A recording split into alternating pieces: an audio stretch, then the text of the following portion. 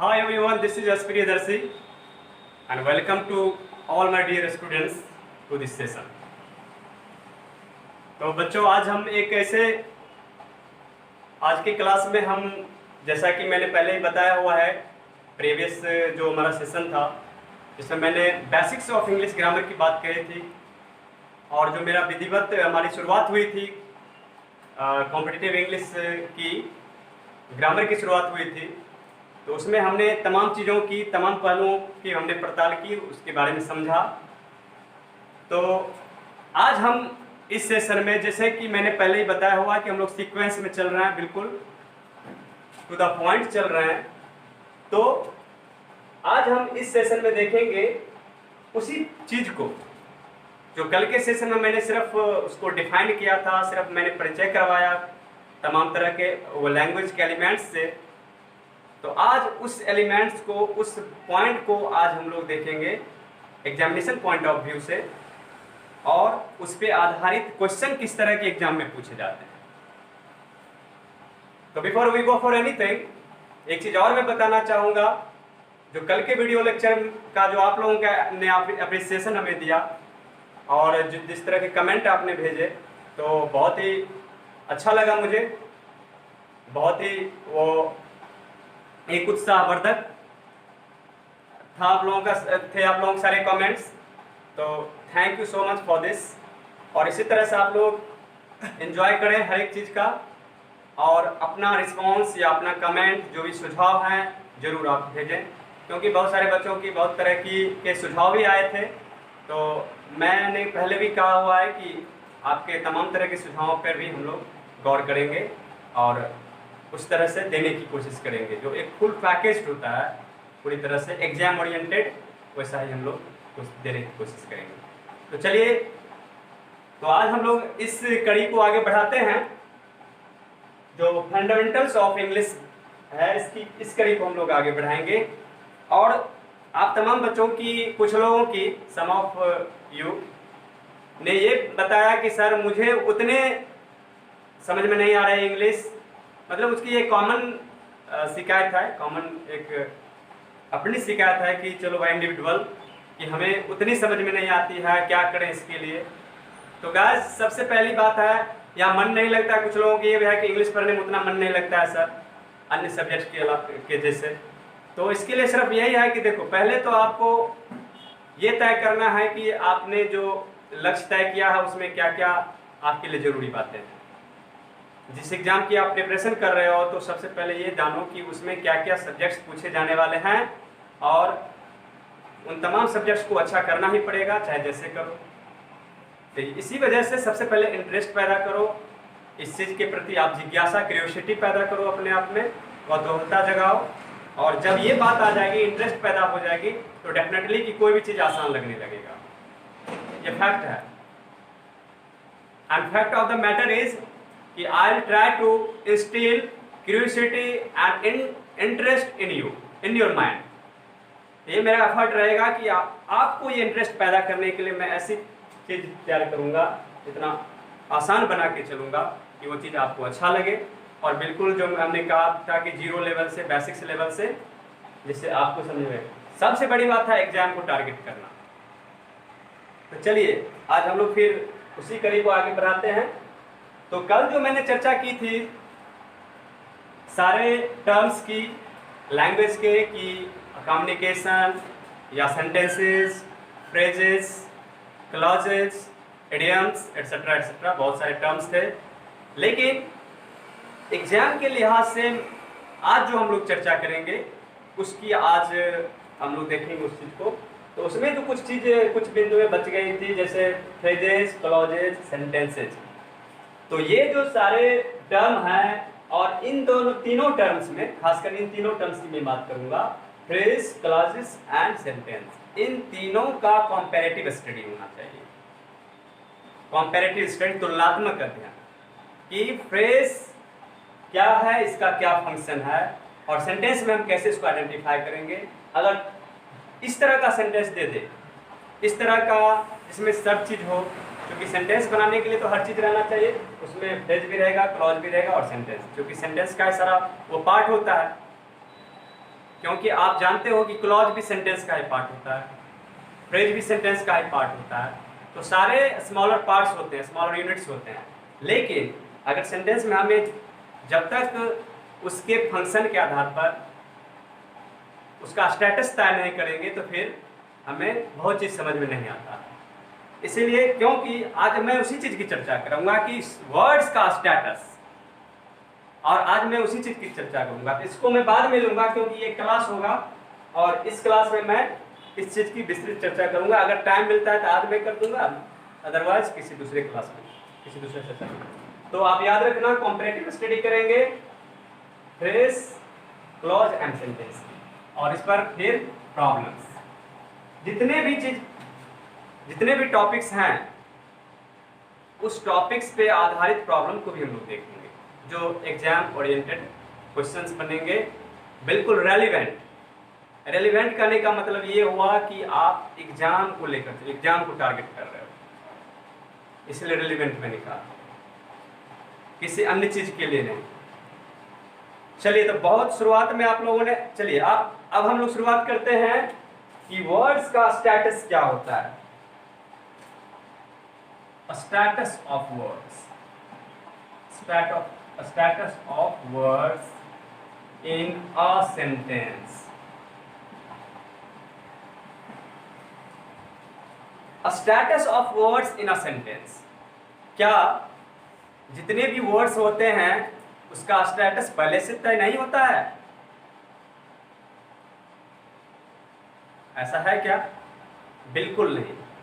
जितने भी वर्ड्स हैं उसका स्टेटस पहले से तय नहीं होता है, क्योंकि सेंटेंस में उनका स्थान यानी उनकी पोजीशन और अन्य शब्दों के साथ उनका संबंध ही उसके स्टेटस को तय करता है। फिर से इस बात को सुन लीजिए, सेंटेंस में उनका स्थान यानी उनका place, first point is place, and second point is अन्य शब्दों के साथ, अन्य वर्ड्स के साथ उसका क्या रिलेशन है। तो relation with other, relation with another words.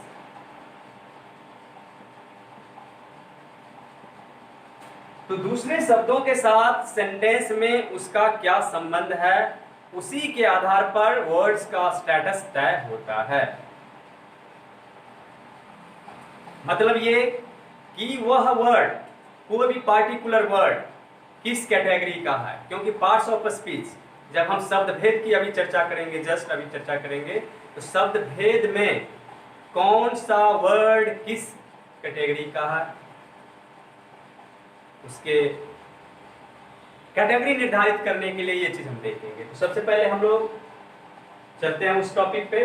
तो आपने समझा कि status of words in a sentence, कि सेंटेंस में वर्ड्स का स्टेटस पहले से तय नहीं होता है, बल्कि उसके पोजीशन यानी उसका स्थान और अन्य शब्दों के साथ जो उसका संबंध होता है उसके आधार पर ही उसका स्टेटस तय होता है। Right? Okay, now let's move ahead. अब आगे हम लोग देखते हैं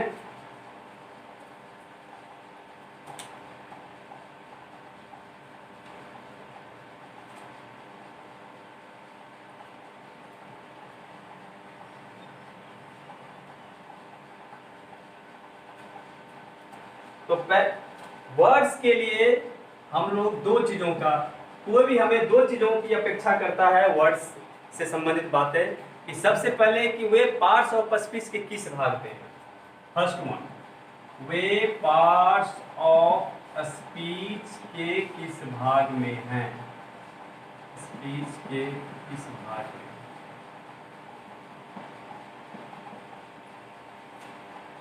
पहला हो गया कि वे पार्ट्स ऑफ स्पीच के किस भाग में है। सेकेंड बात इसमें है, दूसरी बात यह है कि किसी नियत स्थान पर कौन सा पार्ट्स ऑफ स्पीच आना चाहिए। किसी नियत स्थान पर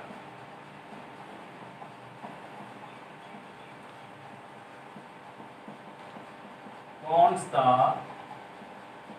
पार्ट्स ऑफ स्पीच आना चाहिए।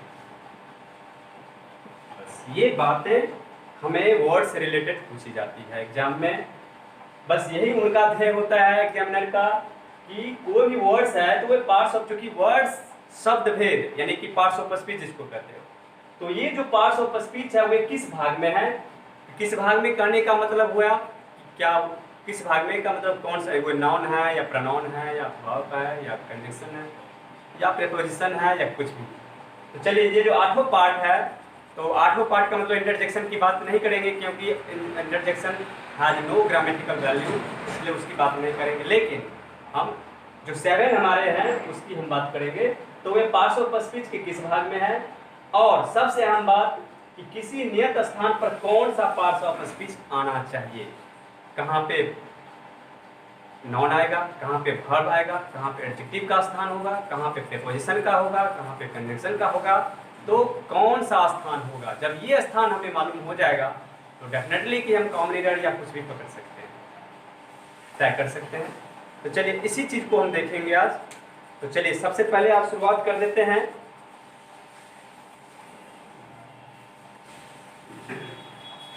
तो आज हम लोग देखते हैं इसी चीज को कि parts of speech, parts of speech शब्द भेद, इसकी हिंदी आप जान लो शब्द भेद। चलिए पार्ट्स ऑफ स्पीच एक और इसी से रिलेटेड वर्ड होता है। मैं इसलिए बता रहा हूं कि आप जैसे बच्चे होते हैं कुछ ऐसे खतरनाक बच्चे जो इस तरह के क्वेश्चन भी पूछते हैं, खतरनाक क्वेश्चन करते हैं। अब किस तरह के खतरनाक क्वेश्चन करते हैं मैं अभी जस्ट आपको इसका मिसाल दे रहा हूं कि ये पार्ट्स ऑफ स्पीच, इसी सरीखा एक और नाम होता है फिगर ऑफ स्पीच। स्पीच, अब देखो क्या डिफरेंस है figure of speech, figure of speech. As a teacher तो मुझे बताना ही पड़ेगा, भले आपके एग्जाम में पूछा नहीं जाए, बट आपने जो इस तरह के क्वेश्चन पूछा है तो मेरा कर्तव्य है कि मैं आपकी जिज्ञासा का शांत करूं। चलिए तो पार्ट्स ऑफ स्पीच और फिगर ऑफ स्पीच सुनने में एक जैसा लग रहा है कि चलो यहाँ पार्ट्स ऑफ स्पीच है, ये फिर क्या होता है। तो चलिए पहले मैं इसके बारे में जान लेता हूं कि ये हुआ शब्द भेद, कि जितने भी वर्ड्स हैं इंग्लिश ग्रामर में, सारे वर्ड्स को उनके फंक्शन और यूसेज के आधार पर, उसके यूसेज के आधार पर 8 भागों में बांटा गया है। उसके फंक्शन और यूसेज के आधार पर, यानी उसके कार्य और अनुप्रयोग के आधार पर, प्रयोगों के आधार पर 8 भागों में बांटा गया है। इसे ही आपको पार्ट्स ऑफ स्पीच कहते हो। इसके आप जानते हो कि non, pronoun, verb, adjective, adverb, preposition, conjunction and interjection, ये 8 इसके पार्ट हो गए। These all are the parts of speech, right? Now what is figure of speech? क्योंकि सुनने में तो एक जैसा लगता है, तो ये क्या करता है कि सेंटेंस को सुंदर बनाता है, सेंटेंस को सजाता है, सेंटेंस को इफेक्टिव, असरदार और दमदार बनाता है। That is figure of speech। जिसने क्वेश्चन किया था आप बढ़िया से सुन लो इस बात को carefully, just listen to me carefully, कि ये फिगर ऑफ स्पीच सेंटेंस को इफेक्टिव बनाता है। Figure of speech makes a sentence effective, makes a sentence graceful. That's it. How, मैं एग्जांपल देके समझा रहा हूं और फिर इस चीज को यहीं मैं छोड़ दूंगा क्योंकि ये चूंकि आपका क्वेश्चन था इसलिए मैंने इसका जवाब सोचा मैं यहीं दे दूं। तो ये देखो, जैसे ही थॉट ब्रेवली, राइट, ही थॉट ब्रेवली, मतलब बहादुरी के साथ उसने लड़ाई की, यानी लड़ा हुआ। इसी को अगर हम लिख दें कि he thought like a lion, वह शेर के जैसा लड़ा हुआ, वह शेर के माफिक लड़ा। शेर का मतलब हुआ कि उसकी बहादुरी से, तो ये उससे ज्यादा इफेक्ट हो गया कि वह बहादुरी से लड़ा और वह शेर के जैसे लड़ा। देखिए कितना असरदार हो गया, कितना इफेक्टिव लग रहा है। यही है फिगर ऑफ स्पीच। उससे और भी आप बहुत ज्यादा आप इफेक्टिव, मोर इफेक्टिव बना सकते हो, इसको और इफेक्टिव बना सकते हो। कैसे? तो he is a lion in fight। लड़ाई में तो वह बिल्कुल शेर है, अब उसे भी ज्यादा इफेक्टिव हो गया। तो यही चीज है figure of speech. Figure of speech मतलब सेंटेंस को ग्रेसफुल बनाना, इफेक्टिव बनाना। That's it. This is the basic difference between this two terms, parts of speech and figure of speech. Right, is that clear? Okay, now let's move ahead. तो चलिए इस topic को मैं यहीं छोड़ता हूं। फिगर ऑफ स्पीच आपने समझ लिया, इसमें बहुत सारे हैं जो लिटरेचर के स्टूडेंट होंगे जिन्हें ये इन बातों की जानकारी भी होगी थोड़ी बहुत, आप जान लो। फिगर ऑफ स्पीच में बहुत सारे टर्म आते हैं, metaphor, simile, hyperbole, personification, etcetera etcetera. बहुत सारे इसमें टर्म आते हैं जो इस तरह से आप फिगर ऑफ स्पीच में पढ़ते हो। तो चलिए, ये आपके लिए कॉम्पिटिटिव स्टूडेंट के लिए ये मैंने नहीं रखता है। हम चलते हैं फिर से अपनी मेन टॉपिक है उस पर हम लोग आते हैं। चलिए, तो इसकी बात मैंने अभी बताई कि सारे वर्ड्स को उसके फंक्शन, मैं 2 पॉइंट लिख दे रहा हूं, function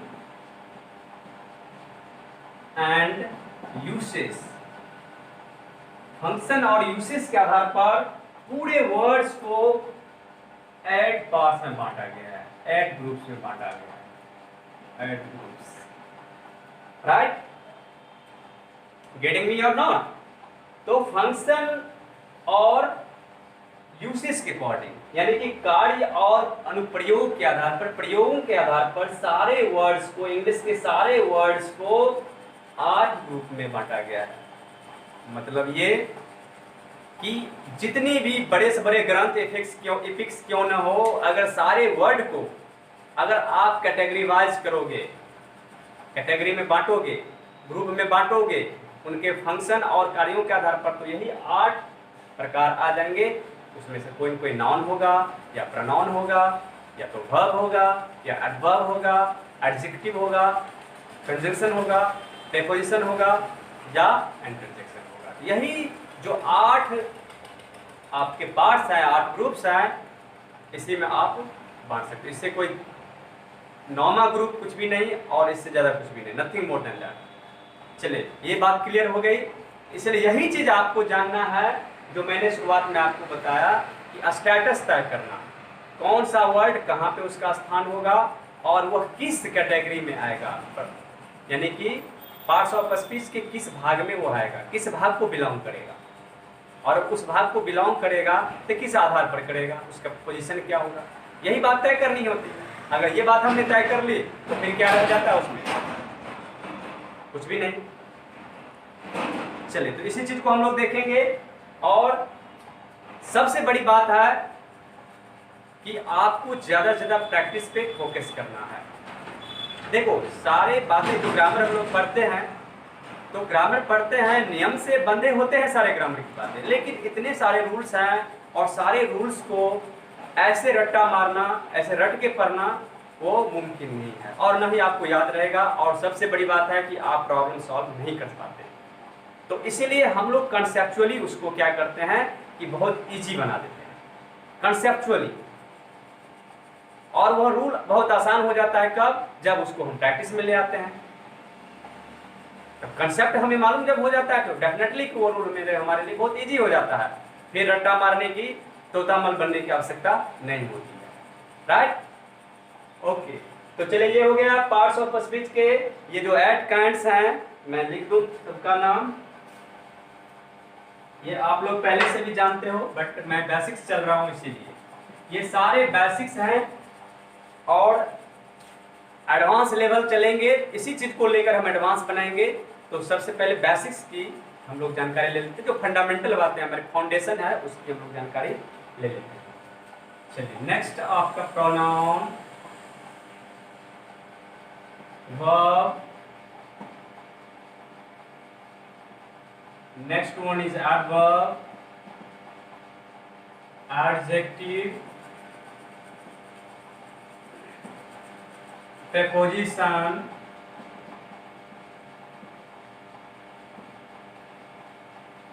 conjunction and last word is interjection. I have already told you interjection has no grammatical value. Grammar की दृष्टिकोण से और एग्जामिनेशन के दृष्टिकोण से इसका कोई वैल्यू नहीं है, सिर्फ ये स्पोकन में इस्तेमाल होने वाला चीज है। इसीलिए थोड़े बहुत मैं इसकी भी चर्चा कर दूंगा इन कोर्स ऑफ टॉकिंग, मैं इसकी चर्चा कर दूंगा तो ये लास्ट में। लेकिन हमें ये इन तमाम ये जो हमने लिखा है सारे 8 पार्ट तो पढ़ना हमें है 7 तक, और मैं एक एक करके चर्चा करूंगा, उसमें भी कंपैरेटिवली, बिल्कुल कंपैरेटिव स्टडी, ऐसा नहीं कि कहीं का कोई उठा लिया हो गया, ऐसा नहीं।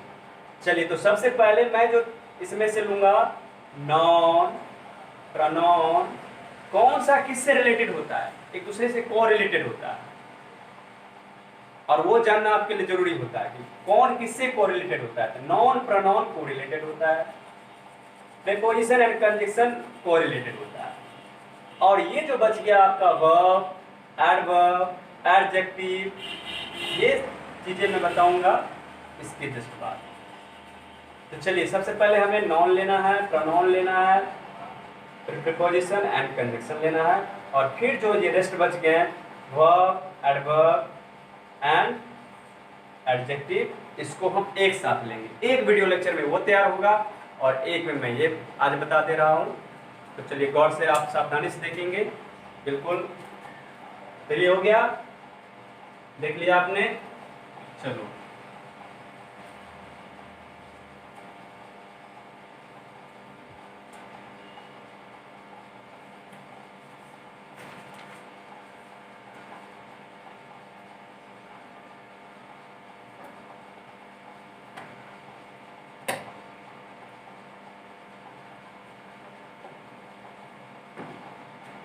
तो सबसे पहली बात जो हम लोग देखेंगे नॉन और इससे रिलेटेड प्रोनाउन।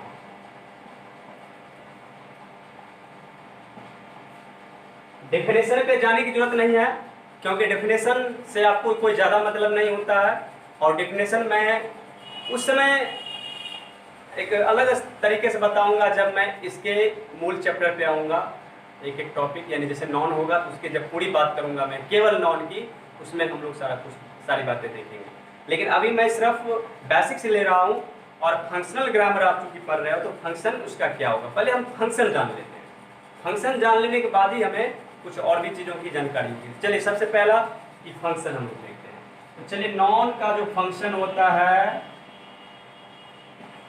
वो या तो सब्जेक्ट का काम करेगा या ऑब्जेक्ट का काम करेगा। चलिए ये बात पहले जान लीजिए, जो अभी मैंने शुरुआत 2 बातें कही थी वे किस कैटेगरी को बिलोंग करता है, पार्ट्स ऑफ स्पीच के किस भाग में आएगा और उसका स्थान क्या होगा।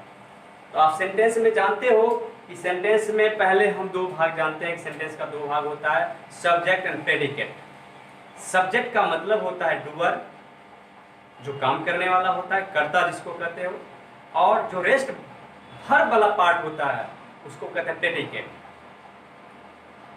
तो ये ऐसे 2 भाग हैं, लेकिन हम और भी चीज देखेंगे कि सब्जेक्ट, वर्ब और ऑब्जेक्ट, उस दृष्टिकोण से भी देखेंगे। तो सबसे पहले आप आ जाओ, नॉन की चर्चा हम लोग कर लेते हैं। तो noun as a subject function करता है और noun as an object function करता है। पहली बात तो ये हो गई। चलिए दूसरी बात कि हम लोग देखेंगे कि बैक टू बैक प्रोनाउन, मैंने कहा कि कंपैरेटिव, तो जो नाउन की बात है वही प्रोनाउन की बात भी है। जो नाउन करता है वही इसका, ये भी सब्जेक्ट की तरह इस्तेमाल होगा और इसी तरह से ऑब्जेक्ट की तरह इस्तेमाल होगा। ये बेसिक्स है, ये बेसिक्स है, पहले बेसिक्स समझ लो, उसके बाद हम लोग आगे की चीज देखेंगे। तो ये भी, जो कि noun is a naming word, noun is a naming word, कोई भी नाम है वो सारे नाउन है, ऑल नेम्स आर नाउन्स। तो नाउन इस तरह से कार्य करता है, फंक्शन करता है सब्जेक्ट और ऑब्जेक्ट की तरह। और प्रोनाउन का इस्तेमाल होता है, प्रोनाउन का प्रयोग होता है नाउन की जगह। नाउन की रेपिटेशन को कम करने के लिए ही, अवॉइड करने के लिए प्रोनाउन का इस्तेमाल किया जाता है। In place of noun pronoun is used.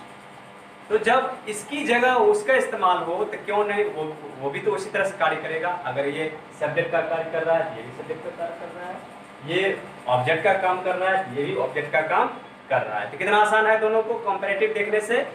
ये हो गया आपको। और जैसे अगर मैं बता दूं कि कैसे, अब इसमें मैं एक एग्जांपल देता हूं। The peon rang the bell, rang the bell, right? The peon rang the bell। अब आप देख लो कि ये प्यून हो गया नॉन, और नॉन किस तरह से कार्य कर रहा है, एज ए सब्जेक्ट। यहाँ सब्जेक्ट का मतलब हुआ डूअर, कार्य करने वाला, उसको सब्जेक्ट कहते हैं। जो कोई कार्य करता है, कोई एक्शन करता है, तो उसी को क्या कहेंगे, action is being done, action is being done by the subject. तो प्यून ने घंटी बजाई, ये तो जाहिर सी बात है कि वर्ब हो जाएगा। वर्ब के भी हम शानदार तरीका बताएंगे आपको पहचानने का, लाजवाब तरीका कि आराम से वो पहचान लोगे। और ये क्या बजाई, तो घंटी बजाई, तो ये हो गया ऑब्जेक्ट। इसको कहते हैं ऑब्जेक्ट को रिसीवर भी कहा जाता है। रिसीवर का मतलब हो गया सब्जेक्ट जो कुछ भी करता है उसका इफेक्ट पड़ता है ऑब्जेक्ट पर। सब्जेक्ट के द्वारा किए गए कार्य का इफेक्ट, प्रभाव किस पर पड़ता है, तो ऑब्जेक्ट पे पड़ता है, इसलिए उसको कहा जाता है रिसीवर। तो समझ आ गया।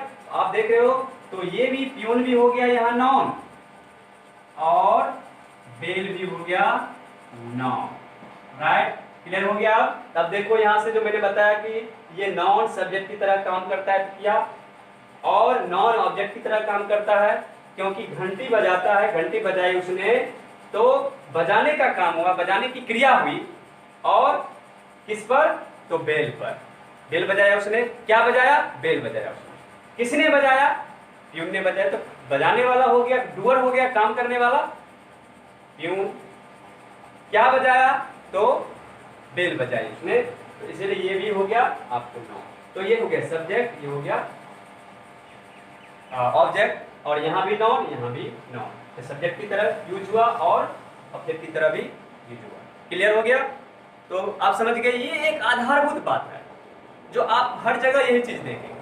कहीं भी सेंटेंस में पहले यही चीज हमें दिमाग लगाना है, पहले यही चीज करना है हमें कि ये सब्जेक्ट और ऑब्जेक्ट की तरह कार्य करता है, तो आखिर नॉन का पहले देखते हैं कि वो क्या कर रहा है, यहाँ कैसा रूप है,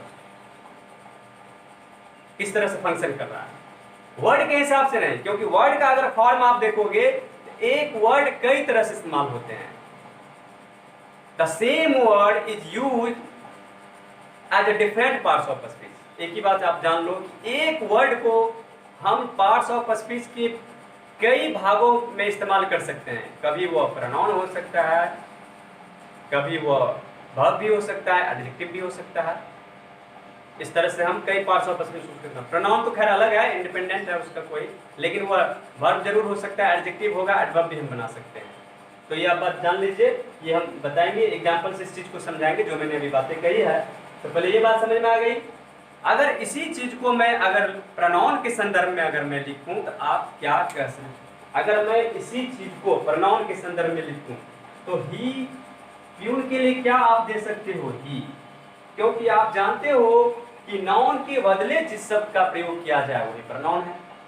तो ही अगर वही वर्ब में रहने दूं रैंग, और क्या बजाए इट, आप यहाँ इट कर दो, तो ही हो गया प्रोनाउन, और ये सब्जेक्ट का काम कर रहा है।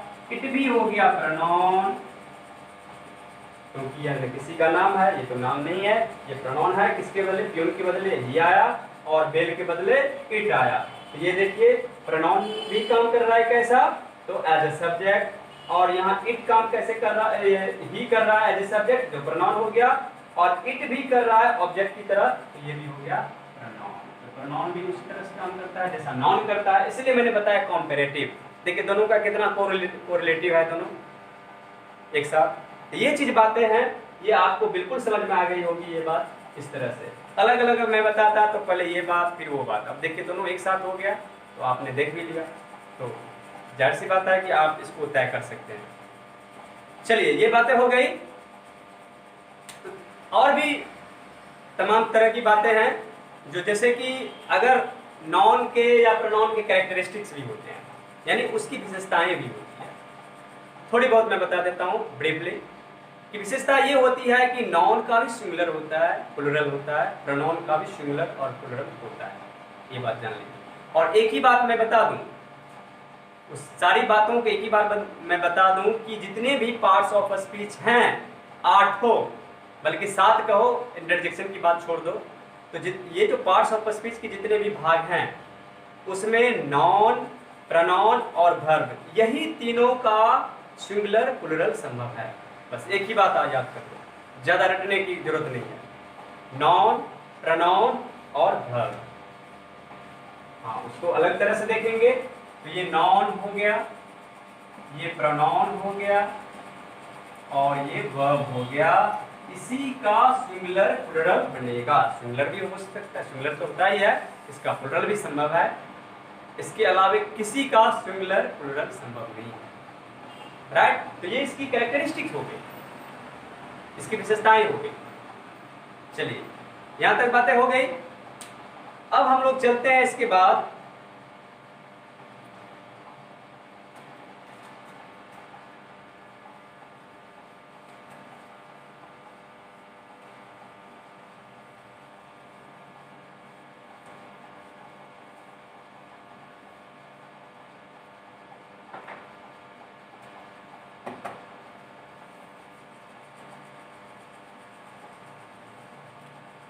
अब उसी से रिलेटेड कुछ और भी बातें, जैसे सब्जेक्ट की अगर बात होती है या ऑब्जेक्ट की बात होती है तो नाउन तो होता ही है और प्रोनाउन तो होता ही है, इसके अलावा वर्ब का भी रूप नाउन का काम करने लगता है। जैसे जिरंड हो गया, अब मैं बता रहा हूँ कि जैसे सब्जेक्ट और ऑब्जेक्ट का काम जो कर रहा है, सब्जेक्ट और ऑब्जेक्ट का काम क्या क्या करता है, तो जिरंड भी करता है, ये नाउन की तरह करेगा एज ए नाउन। जिरंड का मतलब हो गया सिंपल सी बात, आईएनजी लगा हो। मैं इसकी ये एडवांस वर्ग में आता है, मैं इसकी विस्तृत चर्चा करूंगा तो आसानी से समझ में आने लगेगा, लेकिन अभी बेसिक्स लेवल पे ये जान लो कि आईएनजी लगा होगा और नाउन की तरह इस्तेमाल होगा तो वह क्या हो जाएगा, वो भी एक सब्जेक्ट की तरह काम करेगा। क्योंकि नाउन मैंने पहले ही बता दिया, नाउन की जब भी चर्चा होगी तो आपके दिमाग में आ जाना चाहिए पहले ही तो सब्जेक्ट और ऑब्जेक्ट।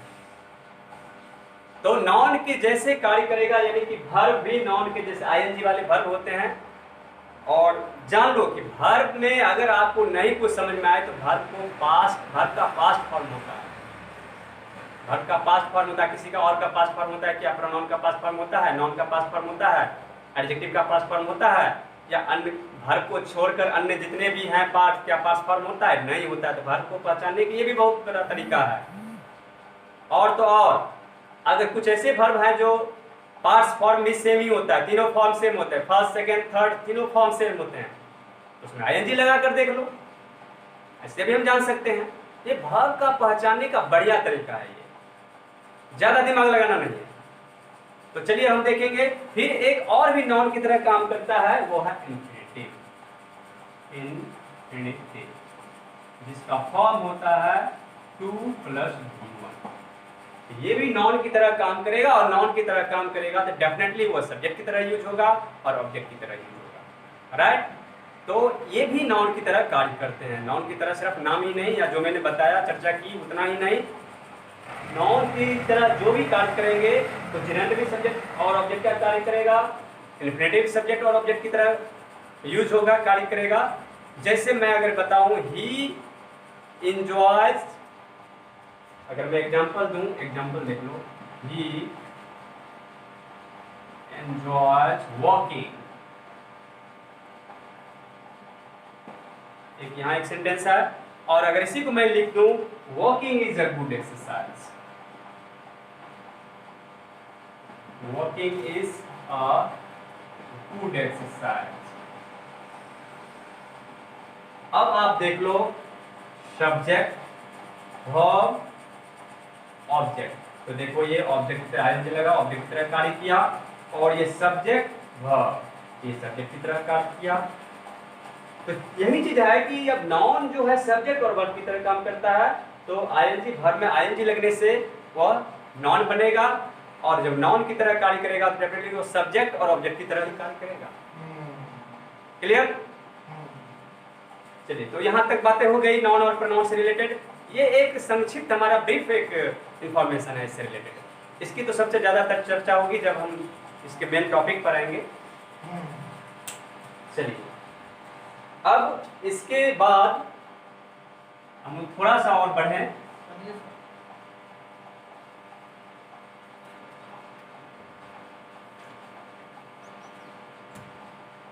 और प्रेपोजिशन एंड कंजंक्शन की भी चर्चा कर लेते हैं। प्रेपोजिशन एंड कंजंक्शन,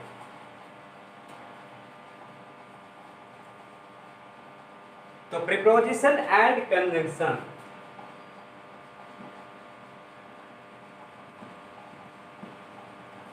कंपैरेटिव,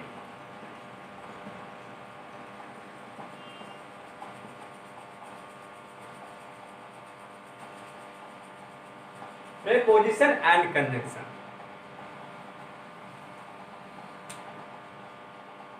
चलो बच्चों, तो आज इस क्लास को हम यही आज विराम देते हैं, क्योंकि ये लंबा वीडियो लेक्चर हो जाएगा। थोड़ा थोड़ा समझो, क्योंकि एक ही बार अगर मैं ज़्यादा समझा दूंगा, एक ही बार ज़्यादा दे दूंगा तो आप लोगों को फिर प्रॉब्लम होने लगती है।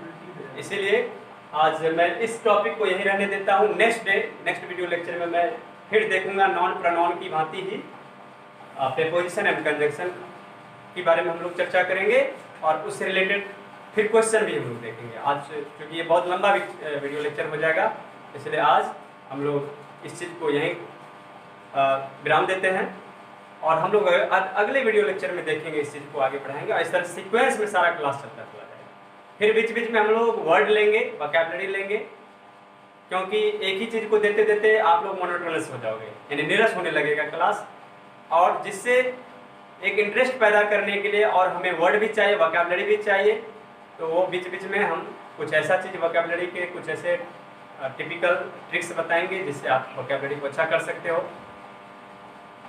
तो तमाम तरह की चीज़ हम देखेंगे। तो चलिए, आप इस वीडियो लेक्चर को देखें सभी लोग, और ज़्यादा से ज़्यादा अपने फ्रेंड्स के बीच, अपने फ्रेंड्स के ग्रुप में शेयर करो। और फिर हम लोग जल्द ही लाइव क्लास पे आएंगे, और लाइव क्लास जब शुरू होगा आप लोगों का, तो आप क्वेश्चन भी पूछ सकते हो। क्लास जिस समय चलेगा तो उस समय आपका क्वेश्चन भी मेरे सामने रहेगा, और आपके क्वेश्चन का, आपकी क्वेरी का जवाब तत्क्षण मिल जाएगा, उसी क्षण मिल जाएगा। तो ये आपके लिए और भी बेटर होगा। तो चलिए, ये जो एक रिकॉर्डेड वीडियो लेक्चर है, इससे भी आप लाभान्वित होंगे और बहुत कुछ समझ में आएगा। तो पहले अच्छे से देखो और इसका एंजॉय करो, एंड आई थिंक कि आपको बहुत मज़ा आएगा, और अपना कमेंट जरूर भेजो। Okay, thank you so much.